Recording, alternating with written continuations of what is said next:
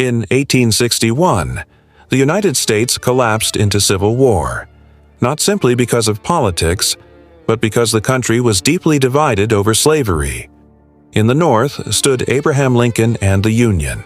In the South stood Jefferson Davis and the Confederacy. Southern states feared Lincoln's election would eventually threaten slavery and its expansion. So several states seceded from the Union and formed the Confederate States of America. Their economy depended heavily on enslaved labor, especially on cotton plantations across the South. At the center of the conflict was a brutal question: could the United States continue existing while millions remained enslaved?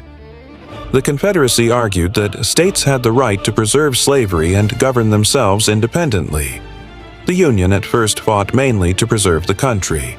But as the war continued, slavery became impossible to separate from the conflict itself. In 1863, Lincoln issued the Emancipation Proclamation, declaring enslaved people in Confederate territories legally free.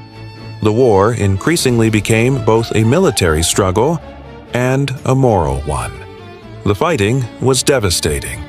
Battlefields across America became scenes of enormous death and destruction. Brother fought brother. Entire towns were ruined. Hundreds of thousands died. Over time, the Union gained major advantages. The North had stronger industry, more factories, larger rail systems, and greater resources. The Union Navy also blockaded southern ports, weakening the Confederate economy.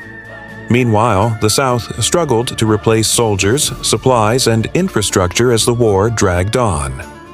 Eventually, Union forces under Ulysses S. Grant pressured Confederate armies across multiple fronts. In 1865, Confederate General Robert E. Lee surrendered. The Union had won, and slavery was abolished through the 13th Amendment.